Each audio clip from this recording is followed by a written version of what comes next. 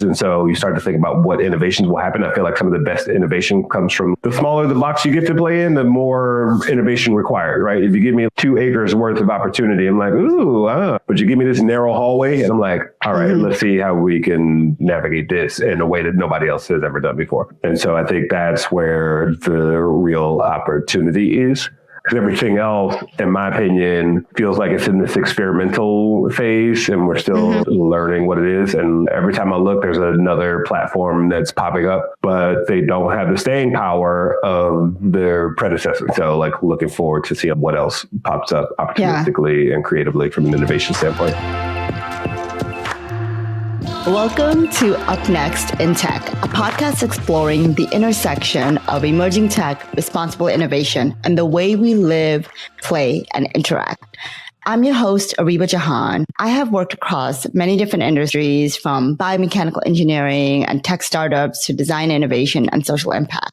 And I've been super curious about how new emerging technologies and new industries are built. So this podcast is essentially a reflection of that curiosity. In every episode, I bring on a guest who I'm deeply inspired by, and we dive into how they got started, because these careers did not exist before. And we try to unpack the nascent industry that they're working in, as well as an emerging tech that they're building or working on. We also definitely get into the tensions that they grapple with because it's so new, from endless possibilities and business potential to stressful uncertainties and the ethical considerations that really need to be kept in mind. This episode marks our 7th official episode, and we already have over 1,000 listens and over 100 followers. Thank you so much to people like you who's tuning in right now into this brand new show, leaving comments, sending me DMs, resharing my post, and following the podcast on social. And if you're new to the pod, welcome. So excited to have you. And given how brand new we are, I'd really appreciate it if you could make sure you're subscribed to the podcast wherever you get your pods and leave us a review. Reviews and comments are super helpful for shows like ours, where it's self-produced and self-funded. So on today's episode, you get to listen to a conversation between two friends. I am sitting down with my good friend, Chris Denson. Chris is a marketer, an innovation coach, a multimedia host, and best-selling author of the book 10 Essential Rules for Breaking Essential Rules. He has spent his career on building better companies, launching new ideas, and giving rise to cultural tastemakers through inspiring content, experiences, and his advisory. He's worked at amazing world-renowned agencies like MullenLowe and Omnicom Media Group, and worked on really incredible projects with organizations like the Fast Company and the Obama administration. Here's the thing. Working in innovation really varies depending on the industry, the type of company, and what era of technology we're in. And conversations around innovation in the creative, media, and advertising space often only focus on the output, the shiny new output that there's a lot of press about. So we decided to focus this episode on everything else. We wanted to really lift the hood on the mindset it takes, the internal narrative and conversations that people in the innovation industry can go through, the day-to-day challenges, and so much more. Chris also touches on how his childhood and lived experiences played a role in how he shows up, approaches his innovation work, and what advice he has for others. I am so excited for this episode. You'll also notice I'm excited about every episode because each one has meant so much to me. Fun fact, Chris's podcast, Innovation Crush, was my first podcast interview. So it was really fun to do some role reversal where I got to interview him this time. So I hope you enjoy this episode and let me know what you think in the reviews or send me a DM or an email. Could you tell us about your origin story? How did you get to where you are today? A long, winding road of trial and errors of multiple careers. I started doing stand-up comedy in college. My very first performance was opening for Cedric the Entertainer when he came to Michigan State University. Shout out to my Spartans. I just kept doing stand-up for a long time, and I decided I wanted to do a writing career. And I ended up working as an engineer at Chrysler for a couple of years. And then took a leap of faith and was like, you know what? I'm going to try this comedy stuff out. Then I moved to Los Angeles and been living both paths simultaneously since then. One part of my brain is, how do we make this better or different? And the other part of my brain is, how do we tell this story better or different? And then those two worlds blend together. So through a number of different entertainment industry gigs and working with some notable names and people, that has a high rate of failure. You just go on hiatus from shows, or they go away, they get canceled. My very first writing job, they fired the writing staff unexpectedly on a Friday. And so in between jobs, I would just always pick up like things that I found were interesting or at least would pay the bill. So that ranged from being a PA on an independent film, like out in the woods, to working with one of the largest fashion conferences in the country, if not the world, the Magic Conference, for those of you who are in the industry, working on music videos. It's just like a lot of different things. Over time, I just kept collecting experiences. Ended up at the New York Film Academy as their first marketing director. And most of the jobs I've had, I've never replaced anybody. So it's always blank canvas. I'm inheriting a blank canvas. American Film Institute, Digital Content Lab. Then fast forward to running the innovation practice for Omnicom Media Group and working with a ton of world-class brands ranging from Disney to Apple to Warner Brothers to State Farm. A few years later, here I am talking to you. I think our friendship manifested from talking about my kids or not kids. I bring that up because at that time when I met you, we quickly connected, we kept in touch. I view you as one of my closest friends in my adult life. And I feel like when I hear that story of your origin story, there's pieces of that that's still new for me at this stage. And it's not pieces that I would have ever imagined meeting you at a CES conference. And I think when you talk about the different types of roles you've had and different types of hats you've worn, what I also hear is someone who's super open to experimentation, but also being open to diving into the unknown with a certain level of maybe curiosity, maybe fear just exists, but it doesn't get in the way. I'm curious what allowed you back then and to still lean into new areas that you don't know, new roles that you don't know. Like you said, you've always had a blank canvas job. I've been asked a similar question. Where did you learn your curious spirit? And I remember at the time I answered that question. I have a brother and sister who are 12 and 13 years older than me. And my parents got divorced around the year I was born. And so because my brother and sister were so much older than me, I was raised like a single child. So I was like, oh, she didn't have a babysitter? I'm sitting in on the roller skating class, or I'm sitting on the floor at the YMCA while she's like learning belly dancing and all these things.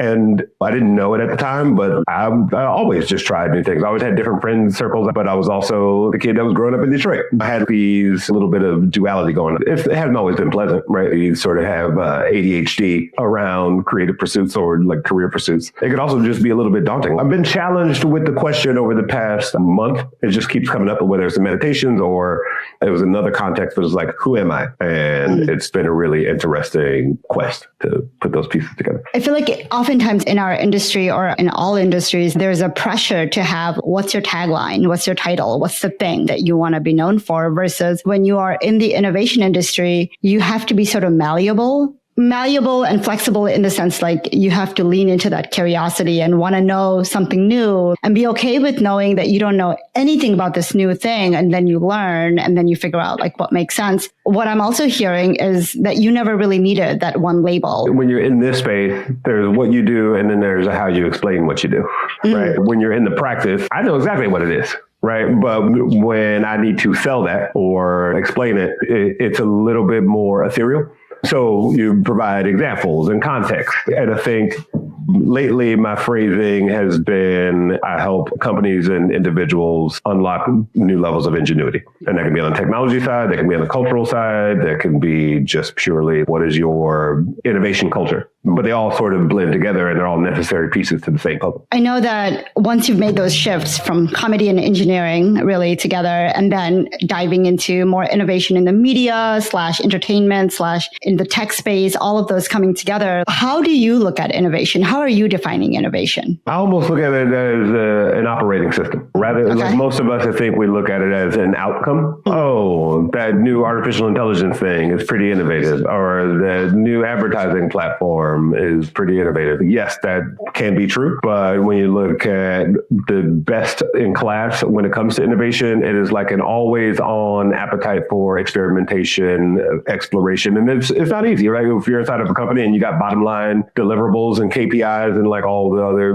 business measurables that people talk about, it's hard to set aside time and resource and money and intellectual energy to play the game of what if. But it's not impossible. So it's how do you weave that what if game into your daily culture, both from a structural standpoint and from an emotionally intelligent standpoint, so that you can keep discovering new opportunities. So that is the operating system. It's like if you're using iOS, we all use it a little bit differently. If you showed me your home screen and I showed you mine, there's going to be some different things there, but it's all designed to do the same thing for everybody. So if you look at innovation as an operating system, yes, you can customize it, make it yours, do those sorts of things, but it's the getting there and understanding what that means is a little bit of a mild hump to get over. When you think about your career now versus when you made those decisions, and I know maybe in hindsight, they all feel like they're connected and you've learned skills from each one. Can you remember a point that felt like, no, that was the moment that I knew this is the career that I wanted to pursue? I remember leaving Machinima, RIP, but Machinima was like a nerd culture giant monolith of a YouTube channel and beyond. Somebody had told me while I was working there, just in the conversation, they were like, oh, I want to work on it, not in it. And like, as much as I love gaming culture and going to Comic-Con and VidCon and like all the other cons, I was also like, I don't need to be here every single day. And even the job that I was hired to do, again, brand new spanking job, department, created it, built it from scratch. And I remember trying to sell innovation services for my next thing. I was like, I think I know, like I want to do innovation for companies. And so the more I went around and was taking meetings and talking to people and cold calling and doing all it's, oh, so you're a creative director. You're like, sometimes. Oh, so you're the digital person. That is also incorporated in it, right? Right. Can be. Right, exactly. And so I'm trying to explain it as I'm building it, and to the point of I had an opportunity to create Innovation Crush, which we talked about a little while ago. I know there are people out there doing what I'm talking about, even if they don't realize that's what they're doing. And some obviously are a little bit more deliberate. And so, Innovation Crush became my little collection of like-minded toys. And it also helped me to understand a little bit more how to explain it, how to be sort of this ambiguous misfit toy inside traditional company. I always feel like when I talk about innovation with you, I hear the most random but compelling metaphors for innovation and the people that do work in that space. Like your analogy to operating system, I get that. Like the outputs and the way that it comes alive should look different organization to organization, but some of the basic mechanics or like the basic tools that exists, we all have access to that, right? And then now about unlocking ingenuity with a group of misfits and understanding that there are individuals at companies who maybe they wear a certain title, but they wear multiple hats in that organization, and they're really trying to catapult their organization to the next frontier, even if that frontier nobody knows. So it sounds like you are the person that learns, that observes, that understands what things connect and what things don't connect. You bring people and ideas together, but you're also someone that makes those ideas come alive. Could you lift the hood a little bit on what is the reality of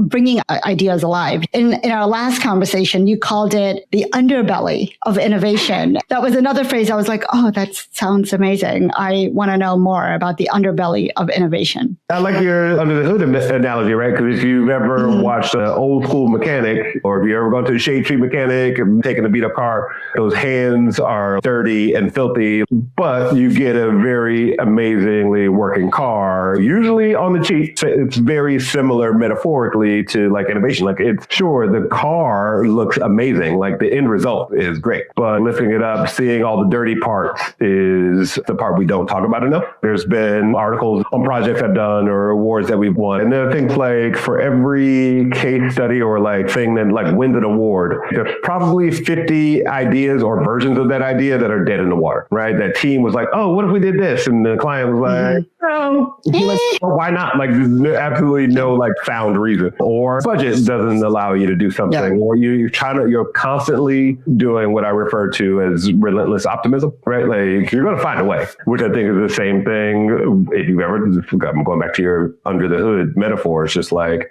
well, what if we fix it that way? Because I only have $500. Well, can we do that instead? Actually, I know somebody else with a part. There's always pursuit for the way, a path forward. And so, yes, we can celebrate the shiny object at the end, but the getting there is often, I want to say, a treacherous path, but it's not always hectic. What's something about that path that you wish was spoken about more or that you want to talk about? Because I think you're totally right. And I feel like, yes, you can celebrate the shiny objects and the results and the outcomes, but I think we don't have to get caught up in romanticizing it because there's a journey that people need to understand to get there. So that if people want to learn, like, how do I do that? What can I learn from that? Or what do I not want to do? We're not really sharing that out loud as much. I think there's an emotional intelligence part of it. I talk a lot about just sort of the idea of loneliness and just being cut off at so many different paths forward. And that could be like if you're an entrepreneur and you're doing something inside of an organization or you're the founder of a startup, it's like the loneliness of I have a vision of a product or a service or a thing that belongs in the world. And I now have to convince other people that I'm not crazy. And despite your intellect and accolades and resume and tenureship, like, what? Why would we do that? And you're like, right. You know, and I like to look at, I don't know, one of the examples I always point out is Uber. Somebody was like, what if everybody was a taxi? If we all remember how annoying it was to take people to the airport, not only does it just catch on, it disrupts the taxi industry. It disrupts like civic policy. There's so many other things once it grows to become a thing. And I'm sure at multiple points along that path, there were a lot of trials. Why are errors. we doing this? Why are we doing? Yes, all the things, all the questions that come up that challenge who we know ourselves to be. I've spent even another cycle of the last 2 years of even revisiting who I am in this process and in the world and how do I want to show up despite whatever opposition might be in the way of achieving a goal for a client, a goal for myself, and whoever else might be part of that journey. When you said the word opposition, it just sparked something for me. When we hear that word, we think about external opposition.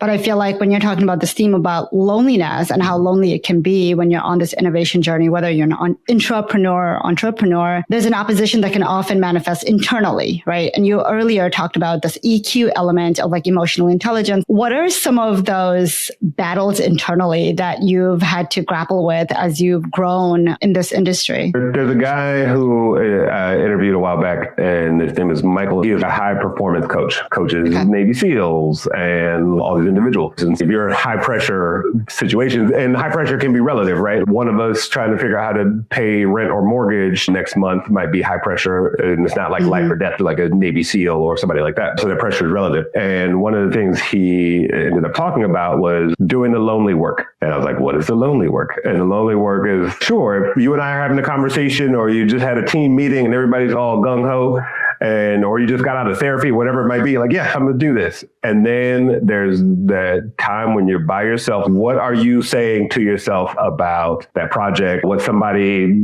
said or didn't say to you at work?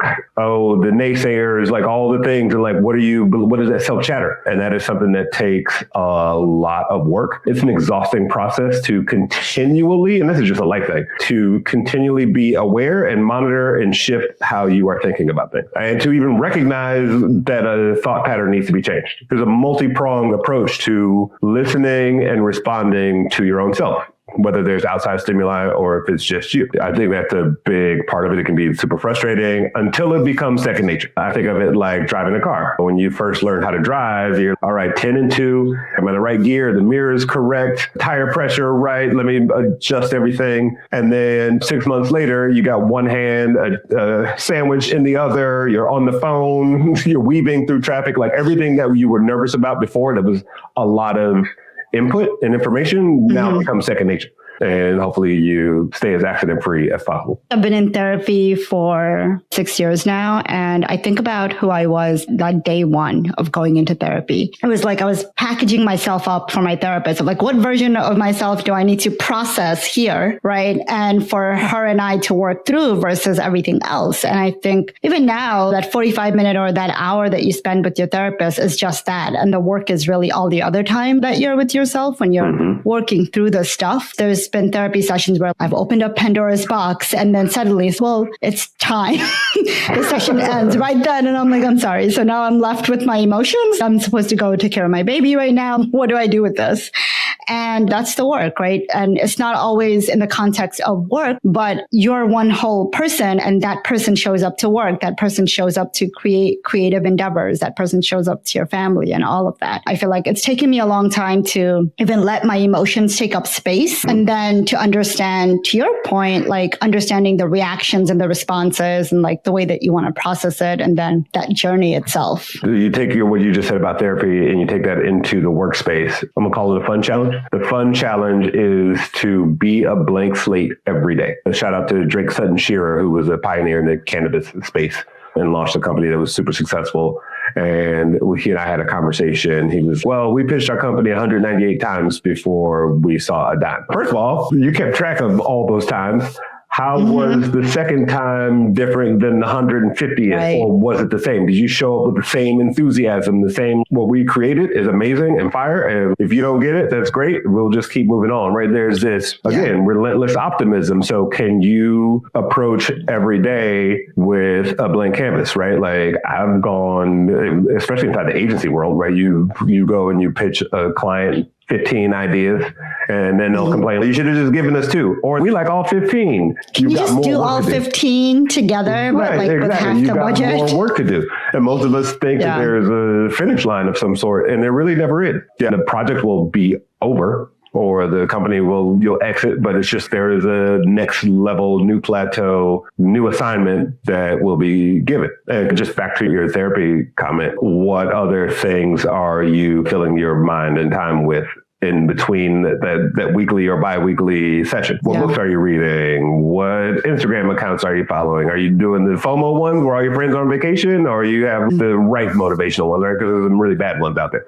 So the work isn't just that 45 to 55 minute weekly. No, I just really relate to this theme of innovation having a lot of lonely moments. I think whether you're getting stakeholder buy-in, or sometimes you have to keep an eye on the meta level of change that's required, as well as the project level, as well as what is the next frontier of the industry. And then if you're connecting all those dots, sometimes you have to convince different people of each one of those dots, and it gets really hard. So I'm curious, being someone that worked in innovation, I feel like you worked in innovation in a few different capacities. I know you worked at Lowe, and OMD is also agency, but I feel like they both had a little unique differences as well. And then you've spoken to so many people in the innovation space where there were brand side, tech side, all the sides. What trends or patterns have you noticed as you think about the innovation role and where it is today? I think it's grossly overcomplicated and grossly underestimated. Either it's, oh, I can do that. Give me a couple of hours and a glass of wine in the bathtub. I can come up with those sorts of ideas and or solutions. It's a real conversation. Now it seems too much to take on. It's finding the right balance. And I think one of the things you just touched on, the way I like to phrase it, is personality management. It goes back into empathy and understanding human beings and so on and so forth. I know how to have a conversation with the bathtub comment person. I also know how to have a conversation with the person who feels swamped and this seems like way too much to take on. And that's before we even get into the exciting, quote unquote, part of the work. Since you mentioned them, OMD and Lowe, 2 very different ones, a media agency and 10,000 employees around the world and super duper Fortune 50 companies. And then Lowe is a creative agency, and they're coming up with a lot of visuals and copywriting and those sorts of things, but also informing campaigns and messaging and all those things that go along with it. That's a 1,000-person organization. So a tenth of the size, the innovation team, I mentioned there's 10,000 employees, or 20 of us focused on what innovation means.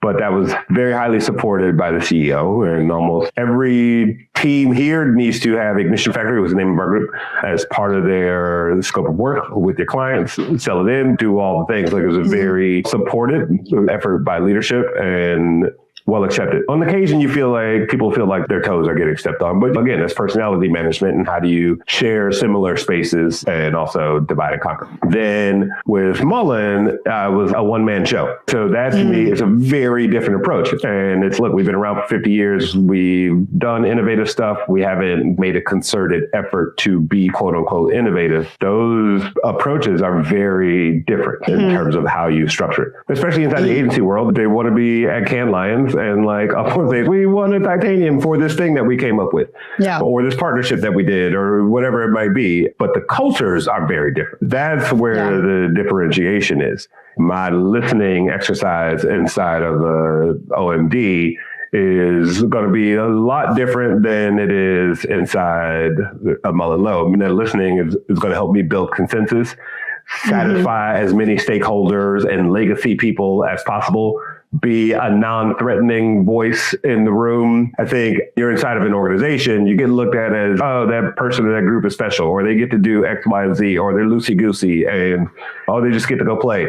The amount of tools, resources, process, pushback that we have to do on a day-to-day basis is the job. That is that relentless optimism. I know you feel threatened, but how can I help? With that relentless optimism, I think what you just talked about, because of the context and the organizational differences, the context of the companies, the culture differentiation, and other contextual differences between the organization, that ends up scoping out a behind-the-scene job. There's the job on paper that is maybe that feels like the same job I had between the two companies. But the under the hood job that you've had to do, they look different because of those environmental differences and the contextual differences. If someone was listening to this episode and they're like, not entirely sure what innovation is, but I like the sound of the types of problems this guy solves, like, how do I become this? What would you tell someone? Like, what to learn, what skills to build, whether they're technical skills or soft skills? The first thing that comes to mind for me is developing an ability to connect dots, right? I think some of the best innovations come from pairing two things that don't belong together. I said this on another podcast recently, which was technology gives us capability and art gives us possibility. And I was fresh off the heels of producing an art and technology event with Verizon. And I believe that, right? And I think sometimes some of us can develop a skill of a crystal ball, or at least an intention in pairing those things. One of the things we used to talk about was unlikely pairings and how the best innovations come from that. And at the time I talked about two. One was a collaboration between Spotify and Ancestry. How does that even make sense? So on one hand, Spotify talks a lot about, we want to super serve our talent. The audience is one thing, they'll come. And we want to give them a cool user experience, but we want to make sure we super serve the artists so that they're loyal to the platform and, check me out on Spotify, right? And where that's easy if you're Justin Bieber or Taylor Swift or whoever else you listen to. But if you're Joe Schmo, indigenous artist from Australia, and you got fire music, but nobody's discovering it, then that's a whole other thing. Meanwhile, Ancestry is a one-time use. We don't get a lot of repeat customers, et cetera, et cetera. The relationship was such that if you got your DNA done and says, hey, you're from these 5 regions of the world, here is music and artists that come from that region. So you can actually get to know your heritage or your DNA lineage a little bit more intimately. It didn't make sense when I first said it, and it didn't make sense when I first heard it. But again, this unlikely relationship, and somebody had to go explore that. And there were probably a few people that were like, that doesn't make any sense. When Hilton was a client of ours at OMD, one of the relationships I worked on for a good number of months, and never happened, was between Hilton and Airbnb, where you have Hilton as the largest rewards program in the country, and Airbnb is eating some of their lunch when it comes to bookings and people staying and wanting like more authentic stays. But why not, if I'm a Hilton member, if I go stay at a Hilton, I can Airbnb my place out and earn rewards and points that way as well, and create this symbiotic relationship. Right. It exists culturally, right? But why not monetize it or use it as a means of developing a deeper relationship with your customers, right? There's so many different ways to do that. So I think that's one skill. And there's exercises and brainstorming methods you can do to develop that skill of connecting dots. And I think the other part of the connecting dots is also collecting dots. That's, what are you reading? What are you absorbing? Who are you talking to and asking questions to? Are you going to the same events and the same networking spaces pitches all the time. Sounds like now you have a mastery of the skill set of collecting dots and connecting dots, right? When you first pitched ideas where people were like, I don't understand the dots you're connecting, Chris. And then by the time you've made your 100th or 200th pitch, you've built up more confidence. You've built up other skills at your armature that allows you to say, okay, this is the way that I want to tell it. When you think about that first version versus the current version of the way that you connect these dots, what are some other tangential skills that helps you? Not everybody sees what you see. And I'm not saying that I'm this, but it's a problem with like true geniuses. There's a frustration that they have. I can see what I'm talking about. Now I have to change the conversation. One of the skills I learned in stand-up comedy is read the room. Okay, that person smiled. I see what kind of humor they like, but this person's still like dead. This person's cracking up. So you start to collect the collective energy of the room. So I had to learn more detail, but digestible detail. I remember when we used to do trend reports at one of the agencies I worked at, and we do all these macro shifts in culture and technology. And at one point I realized that our clients are getting trend reports from all sorts of agencies and annual things that come out in whatever publisher, or Joe Schmo futurist wrote a white paper on the future of X. What people were not getting was it translated into things that are relevant actions that they can take. I realized we have to also be translators of the impact of a trend or technology or cultural shift or whatever it is, how they can activate against it. There's a personalization and a humanization of these things we want to build. Earlier, you talked about how you see technology as a capability and art as the possibility. On this podcast, I love to bring on people who are looking at different types of emergent spaces, emergent technology. Are there certain emerging tech right now that it's one of the dots that I'm collecting and I'm keeping an eye on, and why?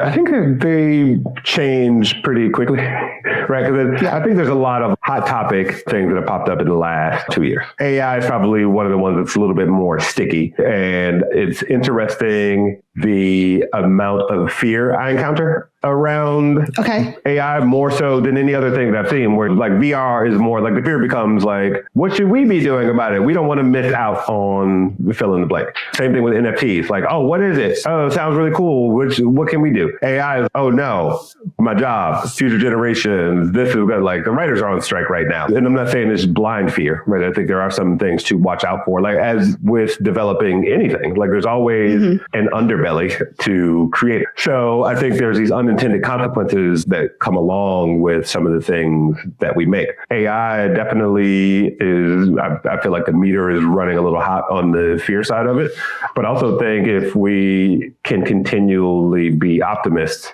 we don't have to do these jobs anymore. Now, what are the possibilities? Now, where can we go if we freed ourselves up?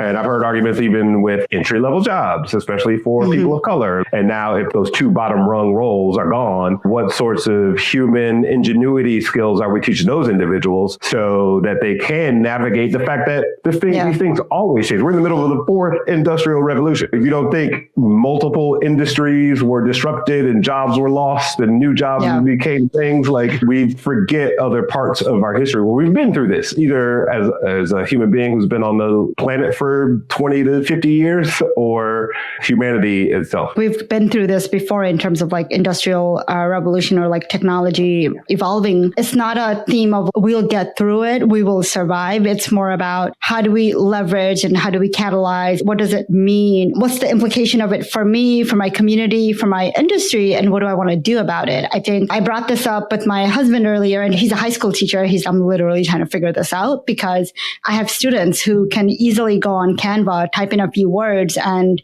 stuff happens. Sure, it might not look good. I'm not so sure if it looks much different than if they would have done it on their own. So they're able to submit homework. And the task for him is, how do I detect? And I was like, is that the only task? Or does that now mean curriculums will need to get redesigned so that it's going to change what types of assignments you give, what types of in-person activities you do, these are the things that they can cheat with AI or do with AI. So what are the things that we want to nurture more? This is oversimplifying it. I'm not a teacher. These are the types of questions that I think we're being pushed to ask. In terms of what you mentioned, keeping relentless optimism, when you hear so many different types of conversations, right? You're hearing people afraid of the impact of AI for their jobs, for their roles. And then we hear really disappointing results coming out of the Supreme Court, really giving the permission to hate, getting rid of affirmative action. There's so many threads happening all at the same time, and not all of them say, be optimistic, be hopeful, be creative, be innovative. So how do you wrangle the tension between all that and still show up? I think part of the relentless optimism, almost at the risk of doing it blindly, you have to continually be looking for solutions. And not just one of the arguments I overheard recently was with AI and bias and, the blockchain can help with that. Sure. Okay. That's fine. What is the one bullet that can kill most of this? And to me, it is to the point of where your husband is like educating future generations on how to think and not what solely to think about. New industries, new careers always pop up.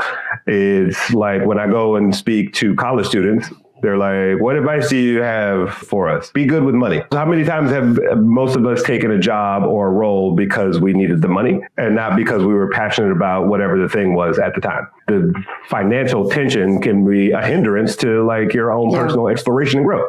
And so it's looking for those hidden chambers or the uncommon chambers that should be explored a little bit more deeply. And I'm not saying the problems aren't real and it's not a very complicated set of problems. Like you mentioned, Supreme Court, plus AI, plus add in 13 other things, plus you have a family and you're just trying to like figure out your normal day to day.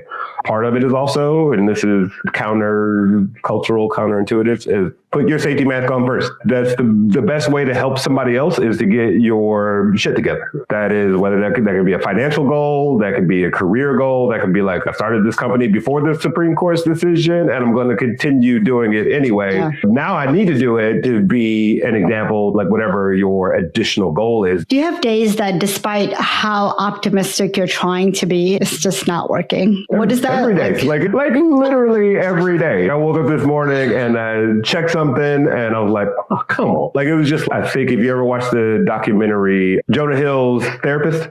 So Jonah Hill documents his therapy session. That's the show that you recommended me to watch, and I loved it. One of the things his therapist said was, like, I have experienced the same hangups as you. The only difference is I've been trained to get through them a little bit quicker. Every day there's something. It's just the things that I've learned in how to process difficulties, I try to put those to use as often as possible. I'm also pretty silly and I lead with humor in almost everything at the risk of cancel culture in most cases. Like I lean into releasing that pressure valve with a little bit of levity, especially in today's cultural climate where everybody's literally fighting to have their voice heard. And if we can inject a little bit of levity and release into that equation, like it boils over. And that could happen in your personal life to a healthy degree. There's escapism. And then there's also like, let me just not really release the pressure valve for a couple of hours. I've had days where I'm like, nope, shutting down the laptop. I'm driving to the park. Like, I can't do this today. Little mechanism where you're like, not today, Satan. And it's like those moments have to be okay. Because sometimes we feel guilty about taking those breaks as well. And they're an investment, like those little micro actions, like giving yourself the permission to take that break, to say, nope, I am shutting down that laptop today. Giving yourself those permissions, they accumulate over time and they turn into bigger actions. And then you normalize even around you, like we can do that. We can prioritize our mental health, our mental wellness, and it just looks different on a day-to-day. Especially in entrepreneurial circles, right? Every day the to-do list gets longer and longer and the conversation becomes, I don't have enough time to do X, Y, and Z. It was like, something has to be a non-negotiable. Something for you has to be a non-negotiable. Is that my workout from 5 a.m. to 6 a.m, or are you going to get up even earlier and use it as a work hour? And because the to-do list never goes away. But what does go away is your health, your sanity, all those things that are probably even more important to the equation than whatever it is you're building, making, whatever investors you need to get back their money, like all the pressures that we have on a day-to-day basis. But finding the space and the permission to give yourself that something that's just for you. I don't know, your therapist has probably asked you this before. Yeah, but what do you do for you, right?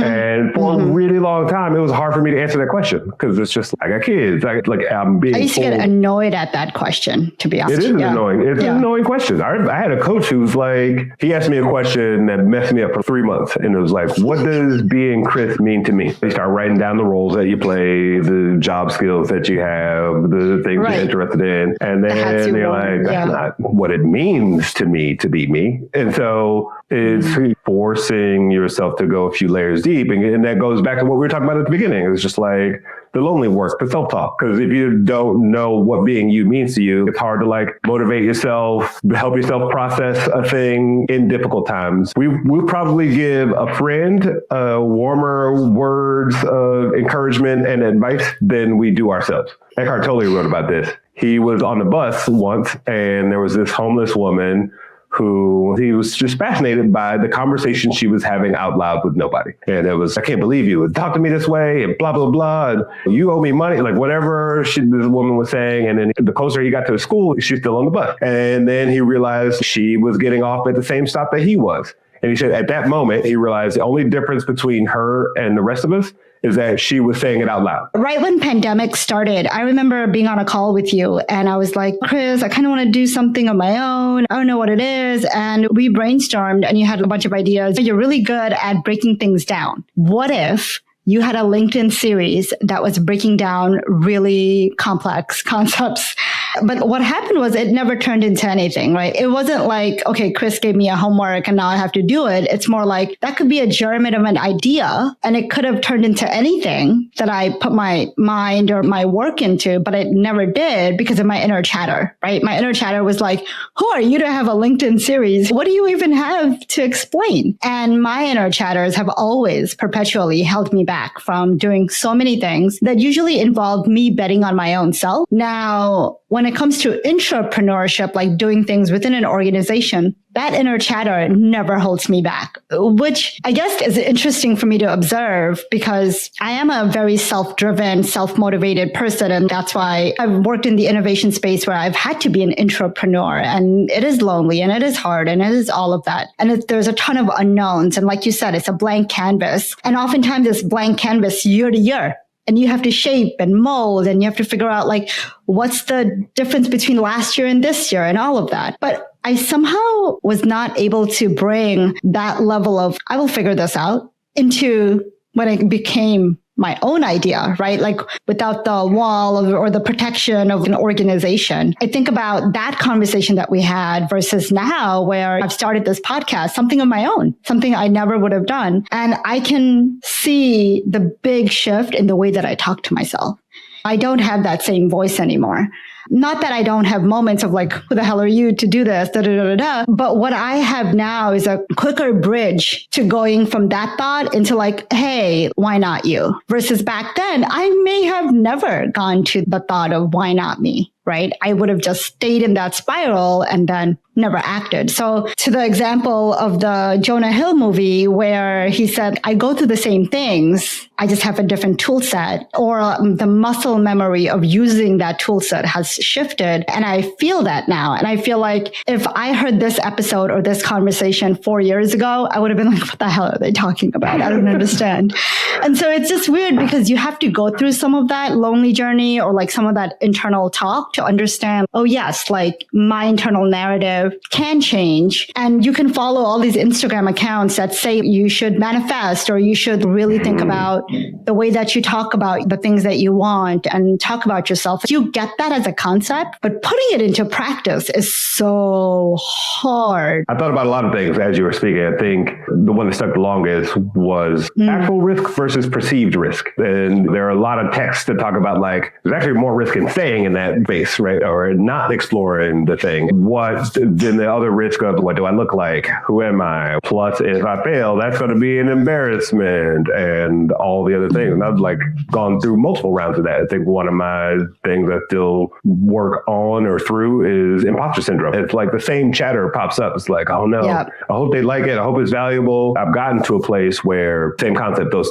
moments last a very short amount of time and it's very freeing. I've gone through since the beginning of the year, like writing daily affirmation. And I remember in the beginning, I was like, this is or days where I was just like in the shittiest of moods and I'm literally got my head down and I'm writing like this because I'm like, let me just keep the discipline of doing it. Yeah. And eventually the perspective shifts. Maybe in the last month and a half, 2 months, I'm like, oh, okay. It's starting to click.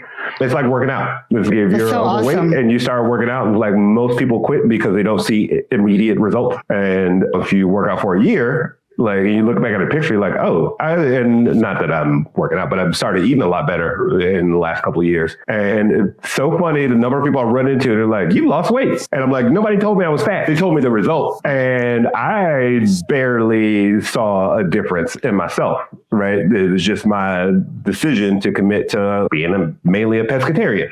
And all right, like, let me make sure one of my non-negotiables is I am going to work out 3 times a week. So that whole like metaphorical cycle of intention, boundary setting, goal setting, and then pivoting as you need to along the way translates into business, innovation, family living. I think the practice of innovation actually can, if you allow it, affect so many different other parts of your existence because it's the idea of trial and error and getting used to what that feels like and holding on to who you are in the midst of it. I feel like people don't realize how much emotional intelligence or self-awareness or like self-management or self-starting, all of these layers are intertwined with innovation work. And I think whether you're an entrepreneur or intrapreneur or some combination of it all, it's there. And if you feel it, then just know like it's what is required of the task because I think they're just so intertwined. To switch gears a little bit, you brought up that you were at Cannes recently. And I know Cannes is one of the places where a lot of different people bring the latest trends and the latest things to pay attention to.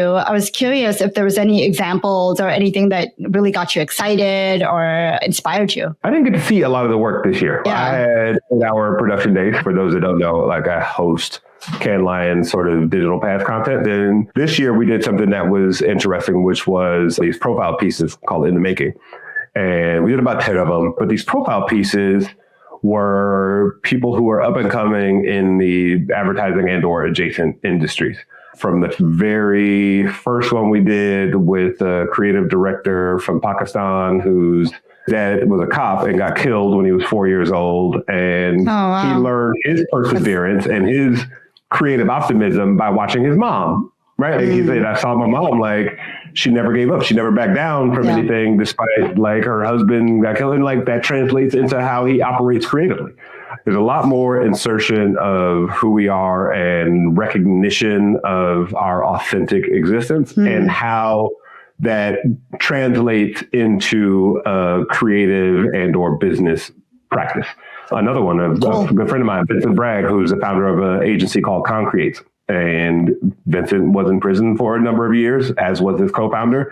And they ended up creating an agency that works with incarcerated and formerly incarcerated. They even asked Vincent about the importance of relationships. And he was like, when I was locked up, so many people I thought were close to me didn't show up. So I value relationships so much more intimately now in business.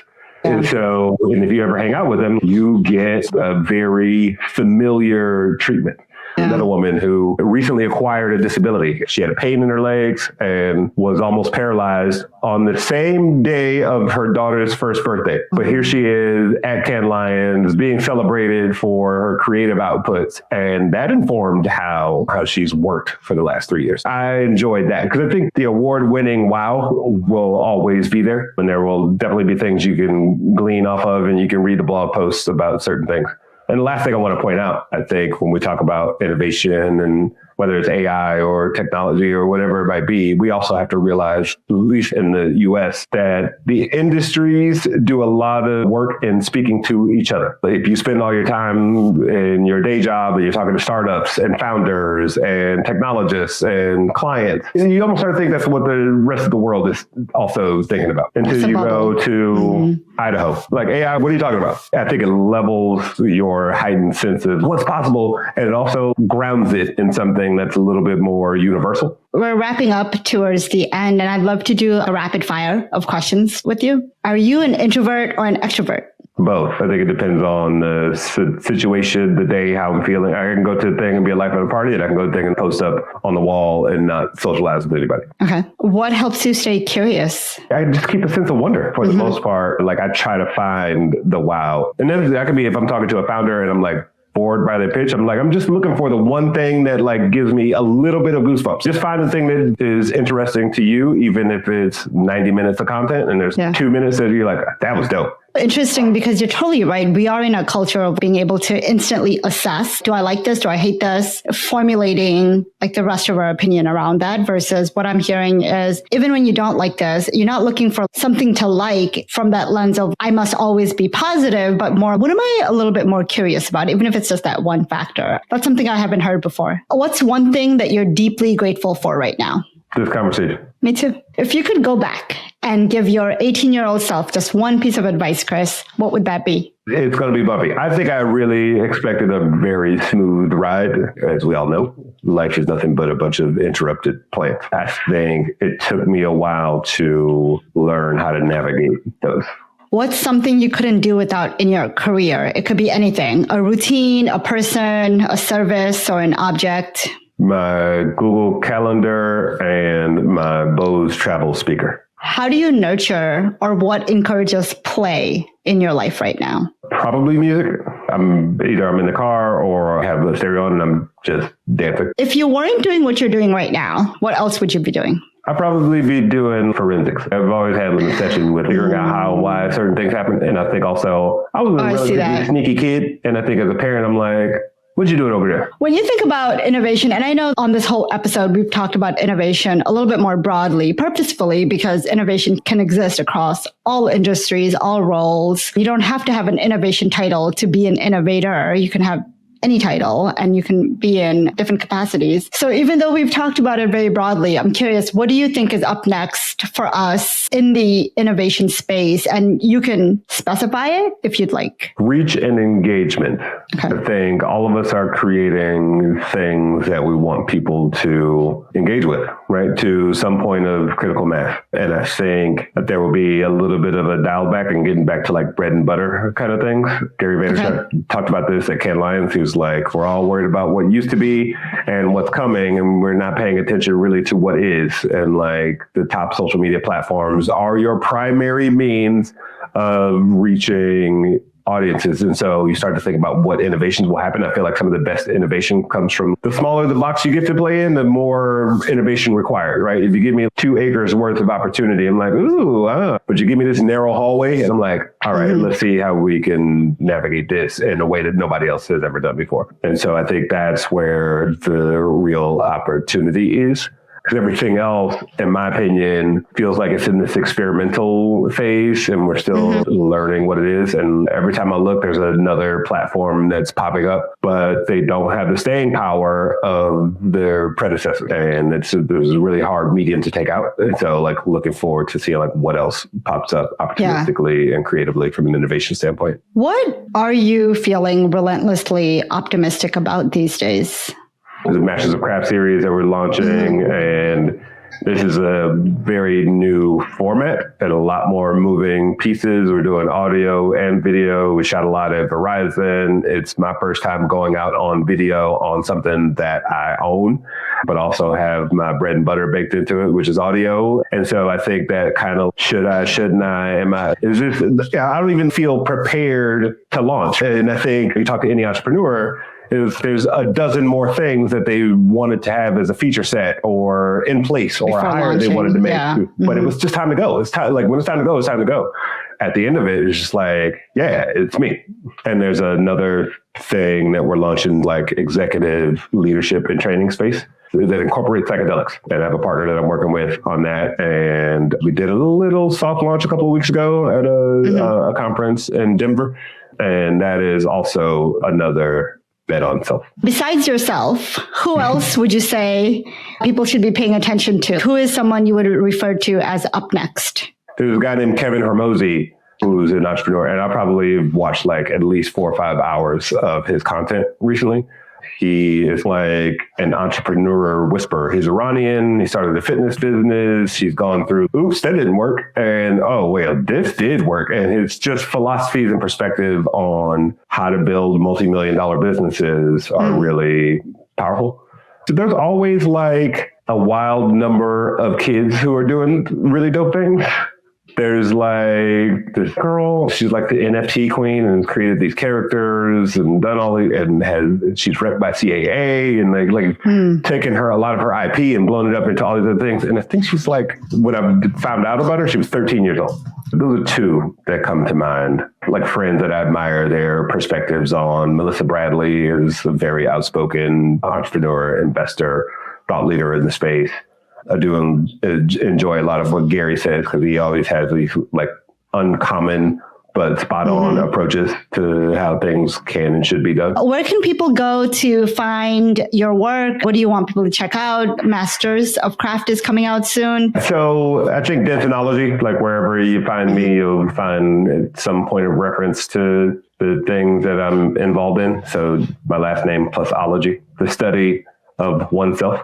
Everybody should have their own ology. And then chrisdenson.co is my website. But I'm pretty much active on all the platforms, Instagram, Twitter, LinkedIn, primary ones. And that's where I'll be. Chris, I had such a blast today. I knew this conversation was going to be fun. I didn't really realize how deep it was going to get. And I feel like it was the conversation I've been needing to have. And I feel like it's a topic we haven't had the opportunity to have in a little while. So thank you for sharing, for being here, and for everything. No, thank you. And this is awesome to see and be a part of. Thank you for joining us for this conversation today. If you liked what you heard, be sure to rate and review us on Apple Podcasts and Spotify to help more people discover the show. Really appreciate you joining us today. And be sure to hit subscribe, leave a comment, and come back next week so we can keep exploring what's up next in tech and shape our collective future together.